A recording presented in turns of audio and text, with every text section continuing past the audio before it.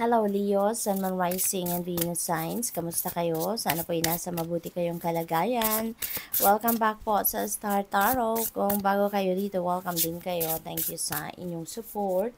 I truly appreciate it. God bless you all po. So Leo, pauna mensahe po ninyo ay Justice Energy, which is really good kasi kung meron kayong mga pinaglalaban ngayon sa korte or kahit ano man ang inyong pinaglalaban, sa ngayon, yan ay makakabit ninyo. Ang desisyon ng korte will be in your favor, no? It might come out, yung decision na yan, sooner than you expected as well. So, yun na napipick up ko dyan. This is going to be the start also of balance, no, sa buhay ninyo. Parang maibabalik nyo na muli ngayon ang balance sa buhay ninyo. You're going to start fresh, no? You're going to start a new chapter sa buhay ninyo at this time, so which is really good. Meron din tayong manifestation, napaka-powerful ninyo sa ngayon, nasa higher energetic frequency kayo ngayon, kaya maaaring mag-manifest kayo ng kung ano man ang mga gusto ninyong ma-manifest sa buhay ninyo, kung ano man yung mga hearts, desires ninyo, yan ay maaaring mag-come to fruition na, yan ay maaaring lumabas na, no?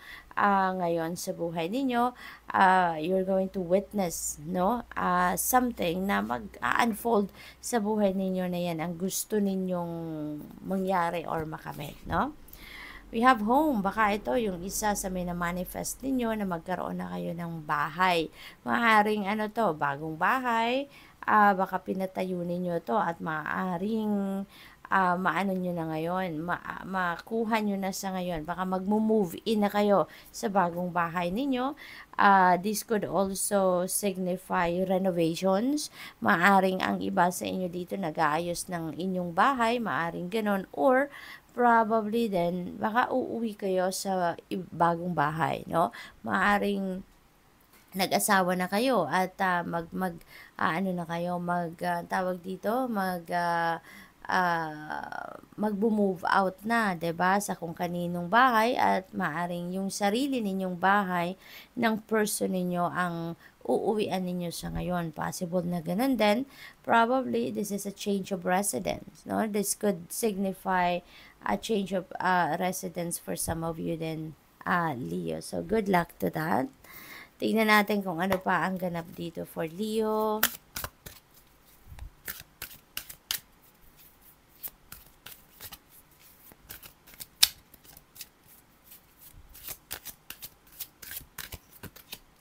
We have Celestite, soothe your soul. Ayan. So, siguro dahil sa kabisihan ninyo sa mga nakaraang araw or sa mga nakaraang buwan, maybe you don't even have time to self-care, 'di ba?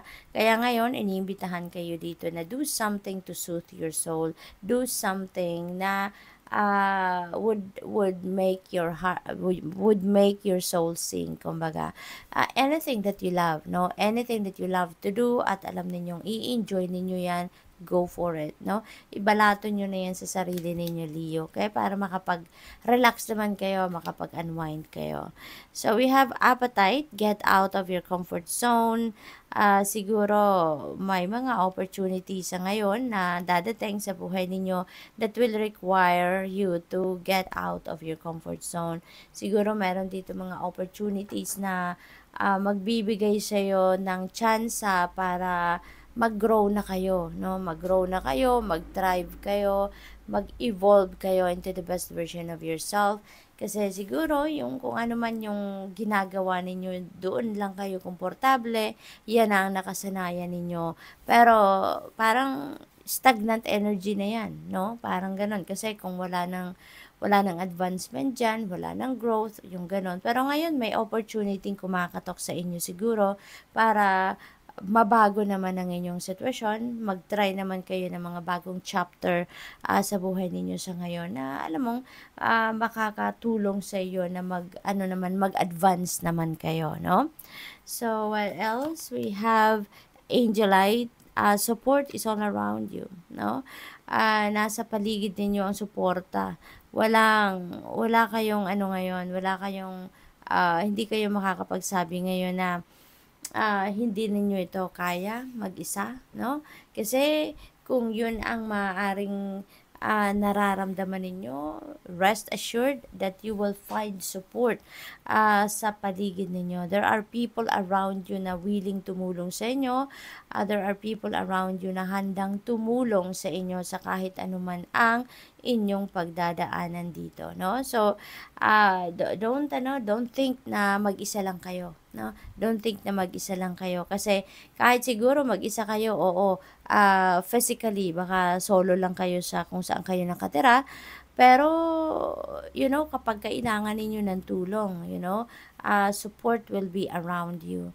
You just need to reach out to people. Kailangan nyo lang lumapit sa mga tao at humingi ng tulong kung ito yung inyong kailangan sa ngayon. Okay? Pero never think that you are alone. Kasi lagi at lagi, kahit strangers nga, 'di ba, kapag hinihingian natin ng tulong, talagang merong lalapit at lalapit sa iyo, tutulong sa iyo kung kinakailangan. So tingnan natin kung ano pa ang ganap dito. For Leo, we have Ten of Inspiration. Ayan. So, dito sa Ten of Inspiration, this is ending and beginning energy. Diba? Tens represents endings and beginnings. Kaya meron ditong matatapos na at meron na kayong pagkakataon na magsimulang muli. No? Dito sa Ten of Inspiration, parang bigat kayo dito sa sitwasyon na ito. No? At sa ngayon, parang napagod na kayo, nakaramdam na kayo dito na, teka lang, bakit parang ako na lang lahat, 'di ba? Bakit parang sa lahat na lang ako ang gumagawa, 'di ba? Alam niyo naman na meron din naman mga tao pa sa paligid niyo na maaaring maging katulong ninyo or maaaring gumawa din ng inyong trabaho. So, kung sa trabaho ito, maaaring na kayo, overload na kayo sa trabaho, 'di ba? Or probably then overbearing boss din ang kasama ninyo dito. As in, hirap na kayo sa ginagawa ninyo dito. Kaya, naiisipan nyo na, teka lang, 'di ba? Parang hindi tama ito. Parang hindi na tama na matagal na kayo nagtitiis, 'di ba? Na nakikita nyo naman na meron mga tao sa paligid ninyo na parang pwede namang makatulong sa iyo, hindi ba? Kaya ito 'yon, you might speak up na. Maaaring magsasalita na kayo ngayon at hihingi kayo ng tulong. Maaari din na baka kausapin nyo na dito yung boss ninyo na hingi kayo ng suporta, or baka ang iba sa inyo talagang totally magki-quit na sa trabaho, magre-resign na, no? For others of you, baka pamilya to, baka sa bahay ninyo, baka puro na lang nasa balikat ninyo, household chores sa inyo na, nagtatrabaho na kayo nga sa labas for how many hours, pag uwi ninyo, nagkalat ang bahay, wala pang pagkain, magluluto pa kayo, maaaring ganon, ano? At saka baka maghihingi na din kayo ngayon ng tulong sa inyong mga kapamilya, no? Which is good. So, we have Queen of Emotions. Ayan. So, siguro isa kayong nanay, ano? Maybe you are a mom, or probably baka meron kayong very supportive mom around you. Baka ganun ang sitwasyon ng iba dito. Baka tinutulungan kayo nito ni Queen of Emotions para, alam mo yun, gumaan-gaan ang inyong pakiramdam. Baka siya yung magbibigay sa inyo ng advice, siya yung very supportive of you, no, na tutulungan ka in any way.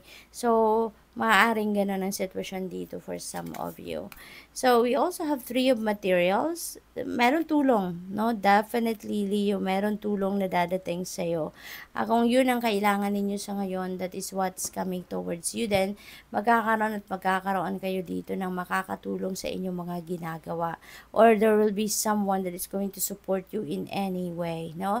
Sa trabaho man yan, sa bahay man yan, sa proyekto man yan, whatever it is, no? Household chores man yan, meron tutulong sa'yo. So, good luck. Thank you for watching. Love and light. Namaste.